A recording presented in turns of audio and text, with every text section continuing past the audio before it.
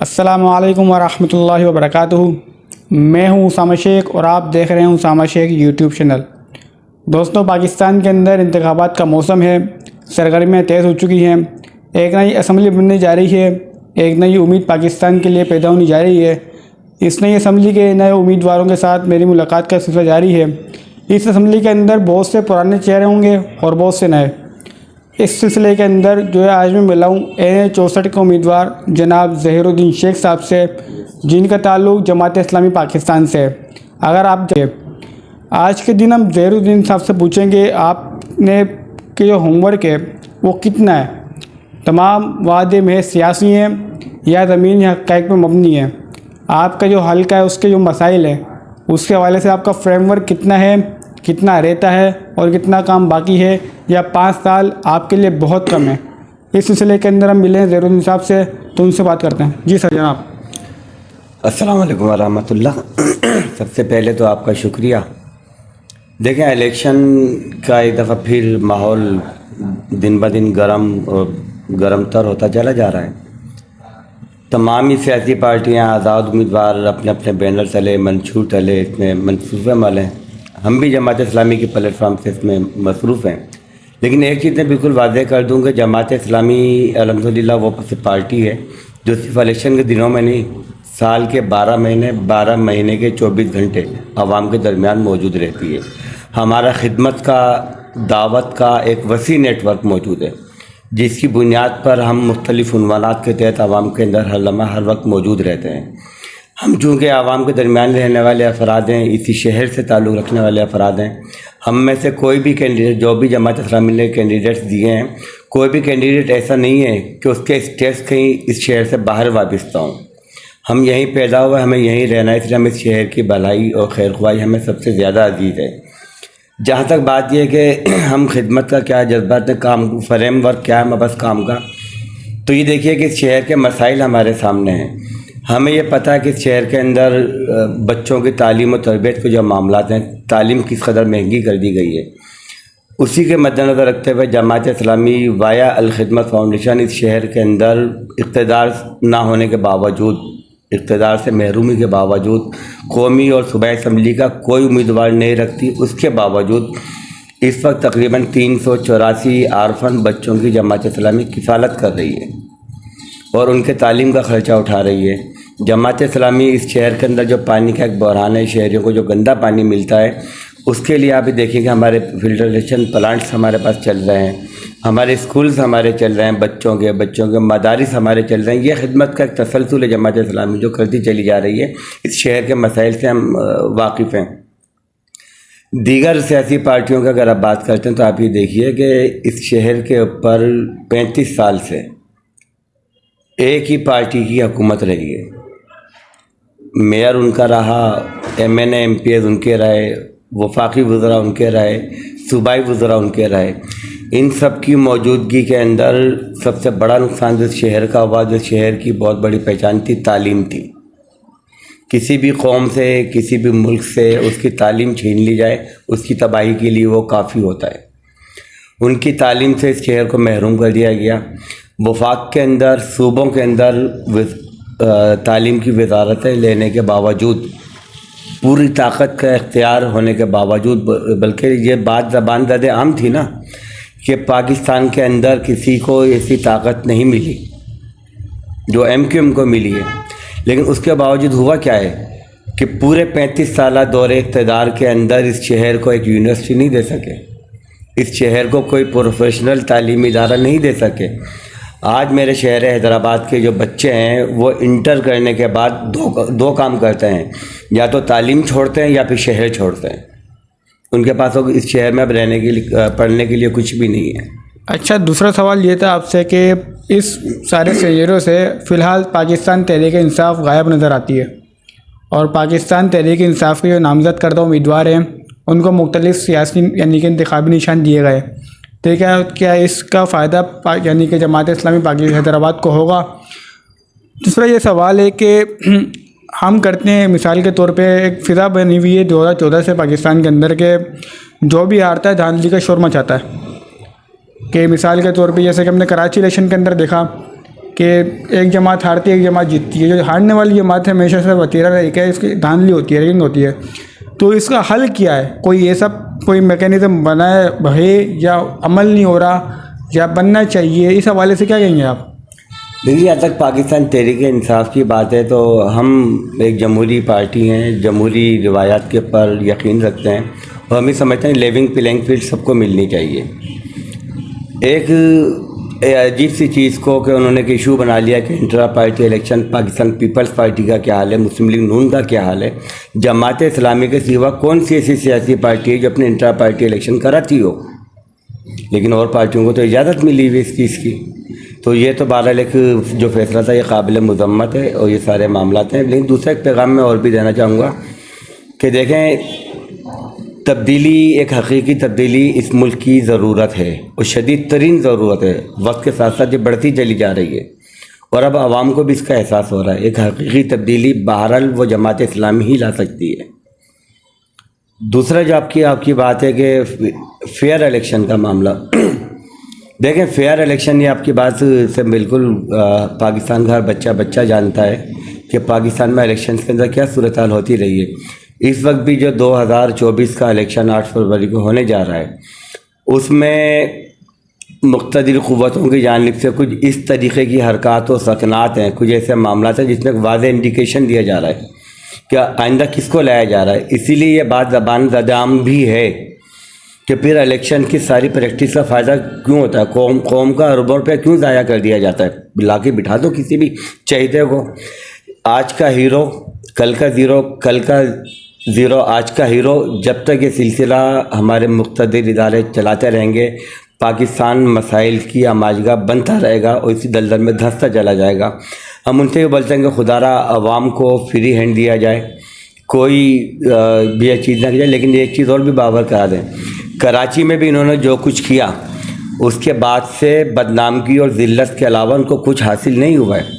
اس mayor کو لوگ آج بھی قبضہ میئر کے نام سے یاد کرتے ہیں. آج بھی کراچی تو چھوڑیے, اس شہر حیدرآباد کے اندر, حیدرآباد کا بچہ ہم جہاں جاتے ہیں اس الیکشن کمپین کے سلسلے میں دن رات ہم عوام الناس سے ملاقاتیں کر رہے ہیں. لوگ یہ بولتے ہیں کراچی میں نہیں رہتے, وہ کہہ رہے ہیں کہ یار حافظ نعیم تو میئر بنا ہوا تھا, کیسی کھلی دھاندلی ہوئی ہے. تو 12 اداروں کو یہ ساکھ کا معاملہ ہے اور یہ ریاستی ادارے ہیں, ان کی ساکھ کا مجروح ہونا بھی نقصان دہ ہوتا ہے. لہذا ان کو اپنی ساکھ کو بحال رکھنے کے لیے تمام تر چیزوں سے پیچھے ہٹنا پڑے گا اور سیاسی جمہوری روایات کو سیاستدانوں کے ہینڈ اوور کرنا پڑے گا. آپ نے جو خدمت کا نام لیا کہ جماعت اسلامی کے فلاحی کام ہے, خدمت ہے. اگر ہم بات کریں تو پاکستان تحریک لبیک کے بھی فلاحی ادارے چل رہے ہیں, پاکستان مرکزی مسلم لیگ کا بھی ایک فلاحی اداروں میں ایک بہت بڑا کنٹریبیوشن ہے. تو اس حوالے سے تو آپ میں اور دیگر دینی جماعتوں میں فرق کیا ہے, بنیادی فرق کیا ہے؟ تیسرا فرق یعنی کہ ہم کہتے ہیں کہ مشرف کے دور کے اندر تمام دینی جماعتیں مشترکہ پلیٹ فارم سے لڑیں, اس کا نام میرے ذہن میں نہیں آ رہا, اس کو ایک کتاب کا نشان الٹ کیا, MML, تو اس کو ایک کتاب کا نشان الٹ کیا گیا. اس کے باوجود جو یہ مذہبی طبقہ کھل کے سامنے نہیں آیا, اس کی وجہ کیا ہو سکتی ہے؟ عوام ان کو پسند نہیں کرتے, یا ادارے ان کو پسند نہیں کرتے, یا عالمی قوت ان کو پسند نہیں کرتی؟ اسی کیا وجوہات ہے کہ یعنی کہ 98% اسلامی یعنی کہ مسلمان ہونے کے باوجود پاکستان کے اندر ہم مذہبی طبقے کو آگے نہیں لا پا رہے؟ دیکھیں, آپ نے جو پہلا سوال کیا خدمت کے حوالے سے, اس کی بنیادی بات تو یہ کہ دین کا کام ہو, دعوت کا کام ہو, خدمت کا کام ہو, کوئی فرد یا کوئی ادارہ جس زاویے میں بھی کرتا ہے وہ قابل احترام ہے, وہ قابل فخر بھی ہے. تو ہم تو اس حوالے سے سب کو یہ اپریشیٹ کرتے ہیں اور اس میں کوئی تفریق نہیں کرتے. لیکن یہ ایک بتا دوں کہ جماعت اسلامی کا ایک طرہ امتیاز یہ ہے کہ جماعت اسلامی اپنا ایک ہمہ جاتی نیٹ ورک رکھتی ہے.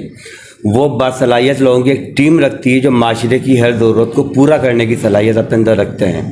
اور جب جہاں ہمیں جس لیول پر بھی جس زاویے میں بھی اقتدار ملا, ہم نے اپنی صلاحیت اور صالحیت وہ ثابت کی ہے. الحمدللہ جب ہمارے لوگ اسمبلیوں سے نکلے ہیں نا, امیر جماعت اسلامی پاکستان سراج الحق صاحب 2 دفعہ کے جو وزیر خزانہ رہے ہوئے, آپ کے سامنے کی ڈائریکٹ کرپشن کا ایک چھوٹا سا داغ بھی ان کے دامن پہ نہیں. نعمت اللہ خان صاحب, عبدالستار افغانی صاحب, اس شہر حیدرآباد کے اندر عبدالوحید قریشی صاحب MP رہے ہیں, الحمدللہ ہمارے لوگ جہاں پر بھی رہے ہیں تو جماعت اسلامی کو بہرحال یہ طور امتیاز تمام پارٹیوں میں حاصل ہے کہ اس کی قیادت کے اوپر سے لے کے نیچے تک کرپشن کا کوئی داغ نہیں ہے، خدمت کے ساتھ ساتھ، اور صلاحیت اور صلاحیت دنیا کی معترف ہے۔ آپ نے جو یہ بات کی کہ دینی طبقات کی جانب لوگوں کا رجوع، دیکھیں اس سے پہلے آپ ہی کا سوال تھا نا کہ فیئر الیکشن کا، جس دن عوام کو فیئر الیکشن کا موقع مل گیا تو آپ دیکھیے گا کہ یہ لوگ کس طریقے سے دینی طبقات کی طرف رجوع کریں گے۔ یہ عوام بہرحال مسلمان عوام ہے، یہ دین کی طرف چاہتی ہے۔ آج ہم نکل رہے ہیں نا، گلی محلوں کے اندر جا رہے ہیں، تھوڑا ایک آزاد ماحول ملا ہے نا، وہ جبر کا دور ٹوٹا ہے تو لوگ وابستگی کا اظہار کر رہے ہیں۔ لوگ اب ہم ہی نہیں، یقین جانیے کہ ہم کتنی جگہوں پہ جا رہے ہیں، ابھی ہم ایک جگہ گئے ہوئے تھے، بچے دیکھ کے حل صرف جماعت اسلامی، تو لوگ تو آ رہے ہیں دینی طبقات کی طرف۔ اس سسٹم کو ہم ہائیجیک نہیں ہونے دینا چاہتے۔ اب ہم انشاءاللہ تعالیٰ جو لوگوں کی ایک رائے تبدیل ہو رہی ہے، اس رائے کو تبدیل بھی کریں گے اور اپنا جو ووٹ ہے اس کا تحفظ بھی کریں گے انشاءاللہ تعالیٰ۔ اچھا، آپ نے ووٹ کی بات کی، مثال کے طور پہ جمہوریت کے اصول ہے کہ ایک پڑھے لکھے کا ووٹ اور ایک جاہل کا ووٹ برابر ہے، کیا یہ شرعی لحاظ سے درست ہے؟ دیکھیں شرعی لحاظ سے انسان کی ویلیو ہے کی ہے،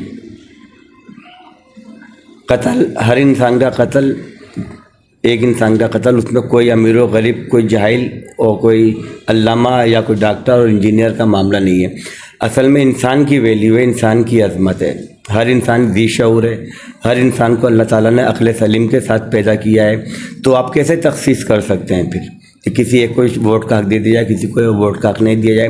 جو ریاست ہر فرد کو جو 18 سال کی عمر تک پہنچ گیا اس کو NIC کارڈ اجرا کرتی ہے، اس کو اپنی ریاست کا، اپنے ملک کا شہری ہونے کا سرٹیفکیٹ دیا جا رہا ہے، تو اس کو آپ ووٹ سے کیسے محروم کر سکتے ہیں؟ اچھا، جماعت اسلامی کو سیاست میں آئے ہوئے، انتخابی سیاست کے اندر آئے ہوئے تقریباً 75 سال ہو چکے ہیں، کیونکہ جماعت اسلامی ہندوستان کے اندر قائم ہوئی تھی۔ یہاں پہ سن 70 سے ہم نے پہلا الیکشن لڑا۔ میں باہر اس طرف نا، جماعت اسلامی ہندوستان میں قائم ہوئی تھی، اس کا ایک تاریخ ہے، پھر ہجرت ہوئی، پھر جب پاکستان کے اندر جماعت اسلامی آئے تو اس نے انتخابات میں آنے کا سوچا، اور یہ میں سمجھتا ہوں کہ سب سے پہلے دینی جماعت تھی ہے جماعت اسلام کے بعد آنے سے پہلے۔ تو جماعت اسلامی اب تک اتنا اوور کم کیوں نہیں کر سکتی؟ اور جب ہم دیکھتے ہیں مثال کے طور پہ ہمیں دکھ ہوتا ہے، ہماری قوم کو دکھ ہوتا ہے کہ یعنی کہ جماعت اسلامی ہو گئی یا پھر کوئی سی بھی دینی جماعت ہو گئی، وہ سیکولر جماعت کے ساتھ اتحاد بناتی ہیں۔ ہم نے ماضی کے اندر تحریک نہضت مصطفیٰ کے اندر بھی دیکھا کہ جماعت اسلامی یوز ہو گئی اور فائدہ نہیں ہوا، جو خاطر خواہ جس نعرے کے تحت نظام مصطفیٰ تحریک چلائی گئی تھی۔ اس بارے میں آپ کی ذاتی رائے کیا ہے، اور جماعت کا موقف کیا ہے ایک ووٹر کو سمجھانے کے لیے، اگر ووٹر سوال کرتا ہے؟ دیکھیے مختلف وقتوں کے حالات کے تقاضے رہیں، مختلف رہیں۔ سیاست کے اندر کبھی بھی دروازے کسی کے لیے بند نہیں ہوتے، دروازے ہمیشہ کھلے رہتے ہیں۔ کچھ حالات 70 کے اندر تحریک نظام مصطفیٰ جس کی جو آپ بات کر رہے ہیں، یا آپ نے بھی MMA کی بات کی، حالات و وقت کے تقاضے تھے۔ ہم نے ملک کے، قوم کے ایک مفاد میں سوچا کہ آج چلو ٹھیک ہے کہ ایک الحاق بنائیں، دینی قوتوں کا اتحاد ہو، اور اس کے نتیجے کے اندر اس ملک کے، اس عوام کے کچھ دلدر دور ہو جائیں۔ لیکن سچی بات یہ کہ تجربات نے ثابت کیا کہ بہرحال اتحادوں کی سیاست کے 100 بیڑیاں ہوتی ہیں جو آپ کے پاؤں میں پڑی ہوئی ہوتی ہیں۔ اسی لیے ہم نے ان تمام بیڑیوں سے اب اپنے آپ کو آزاد کیا ہے، اور ہمارا متفقہ بڑا شعور کے ساتھ میں یہ متفقہ اور دل جمعی والا فیصلہ ہے کہ جماعت اسلامی کسی بھی انتخابی اتحاد کا حصہ نہیں بنے گی۔ ہم اپنے پلیٹ فارم، اپنے منشور کے تحت الیکشن لڑیں گے تاکہ کوئی بیڑی ہمارے پاؤں کو روک نہ سکے۔ اچھا، سب سے بنیادی اور اہم سوال میرا یہ ہے کہ ابھی تو خیر موسم ہے تو آپ لوگ نکلے ہوئے بھی ہیں، بالفرض آپ جیت جاتے ہیں، آپ کو ہم کہاں ڈھونڈیں؟ ایک ووٹر سوال کرتا ہے، کیونکہ ووٹر کو MNA MP نہیں ملتے بعد میں، ایسا کوئی رابطے کا ذریعہ، ایسی کوئی ای میل یا پھر ایسے کوئی کبوتر بتا دیں جو کہ آپ تک رسائی کروا سکیں آپ عوام کی۔ دیکھیں کراچی میں نعمت اللہ خان صاحب ناظم کراچی بنے تھے، اور کراچی پاکستان کا سب سے بڑا شہر ہے۔ نعمت اللہ خان صاحب اگر ناظم آباد میں رہ رہے ہیں تو لیاری والے کو وہاں تک پہنچنا ہے سارے معاملات۔ جماعت اسلامی کا جو MP ہے وہ MNA، وہ فرد واحد نہیں ہے، وہ کہ صرف ظہیر تک محدود نہیں ہے۔ اس شہر کے ہر گلی ہر محلے میں بسنے والا فرد ظہیر ہے، ہر فرد طاہر مجید ہے، ہر فرد کارکن جماعت کا وہ عقیل احمد خان ہے۔ ابھی اب جو میں نے آپ کو ہماری خدمت کا جو وسیع نیٹ ورک بتایا ہے، یہ خدمت کا ہم کس طرح سر انجام دے رہے ہیں، یہی نیٹ ورک ہمارا کام کرتا ہے نا۔ گلی محلوں کے اندر ہمارے کارکنان نکلتے ہیں، گلی محلوں کے اندر لوگوں کی تکلیفوں کو دیکھتے ہیں، لوگ ان سے رابطہ کرتے ہیں، اپنے مسائل لے کر جاتے ہیں، اور ان کے وائر پھر وہ ہمارے ریچ کے اندر ہوتے ہیں، ہم تک پہنچتے ہیں، وہ ضلع تک پہنچتے ہیں، نیچے تک پہنچتے ہیں۔ تو جو تنظیمیں اپنا نیٹ ورک وسیع رکھتی ہیں، ان کے M P As M N As کو ڈھونڈنا کوئی بڑی بات نہیں ہے۔ کیوں مشکل ان کو ڈھونڈنا ہوتا ہے؟ جو آتے صرف اس لیے ہیں کہ ان کو اپنے نام کے ساتھ کوئی ڈیسٹینیشن لگانی ہوتی ہے، کوئی مال بنانا ہوتا ہے۔ ہم خدمت کے جذبے کے تحت آئے ہیں، اور میں آپ کو یہ بھی کہنا چاہوں گا کہ دیکھیں، ہم نے بغیر اقتدار کے، بغیر اختیار کے خدمت کا ایک وسیع نیٹ ورک ہے حیدرآباد شہر کے اندر، جو ہمارا مسلسل چل رہا ہے۔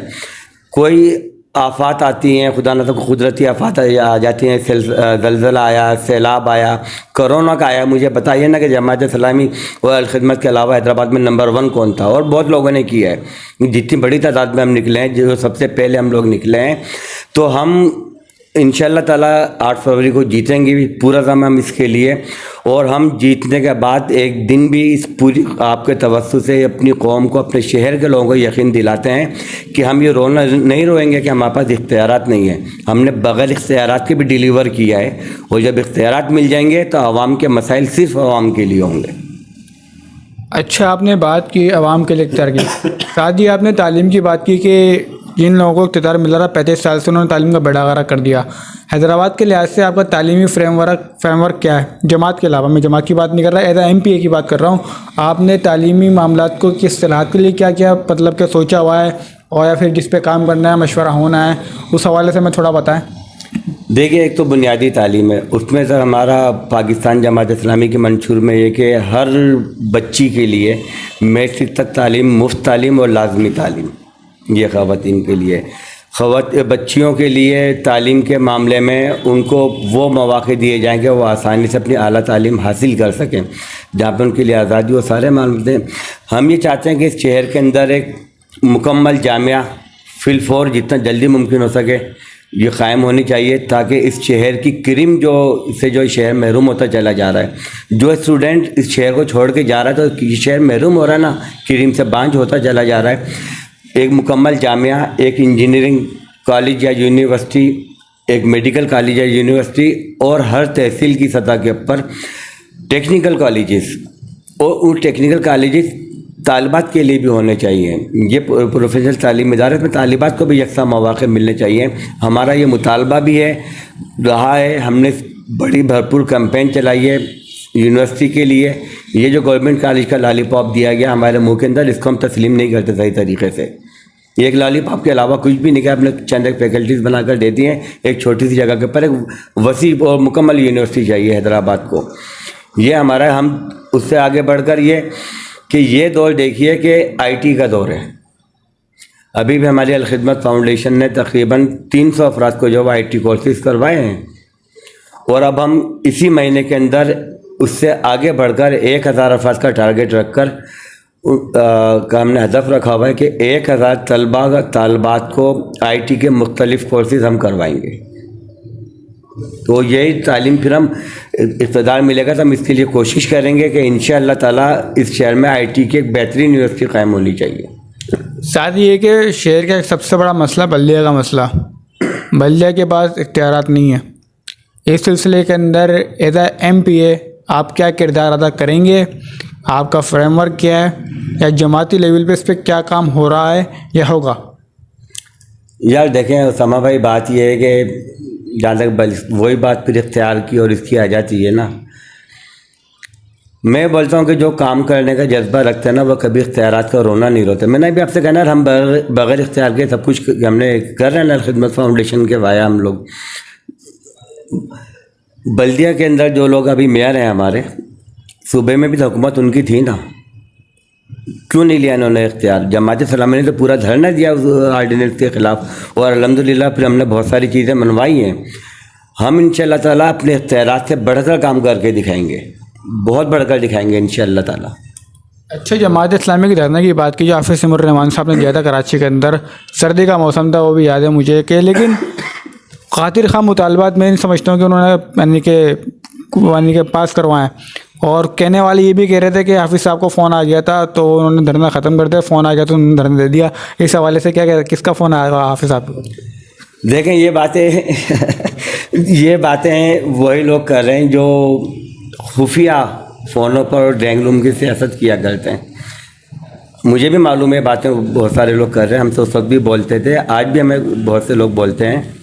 دراصل آپ جس رنگ کی اینک لگا لیں گے نا اسامہ بھائی، آپ کو دنیا ویسی ہی نظر آئے گی، اسی رنگ کی نظر آئے گی۔ ان کی سیاست کی بنیاد یہ ہے، فونوں کی سیاست، کسی کی پاکٹ یونین بن جانا، اس چیز کی سیاست۔ ان کا اپنا تو کچھ بھی نہیں ہے، نہ اپنی کوئی سوچ ہے، نہ اپنی کوئی سمجھ ہے۔ کسی نے کہا وہ معاشرے کو بولتے تھے کہ بیٹھ جاؤ بیٹھ جاؤ، لیٹ جاؤ لیٹ جائے، لیکن وہ بھی کسی اور کے حکم پر بیٹھتے اور لیٹتے ہیں بھائی۔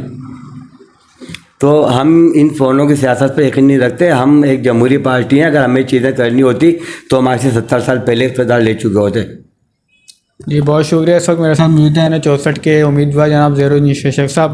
ماشاء اللہ ان سے کافی اچھی گفتگو کری اور تفصیل سے میں نے بات کی۔ عموماً میری یہ نشستیں اتنی بڑی نہیں ہوتی کیونکہ ان کے بیک گراؤنڈ ہے پارٹی کا، جماعت کا، اس حوالے سے ان سے تفصیلاً گفتگو بھی ہو گئی۔ السلام علیکم ورحمۃ اللہ وبرکاتہ۔ انشاءاللہ اگلی بیٹھک کے ساتھ آپ سے ملاقات کریں گے۔ اللہ حافظ ناصر۔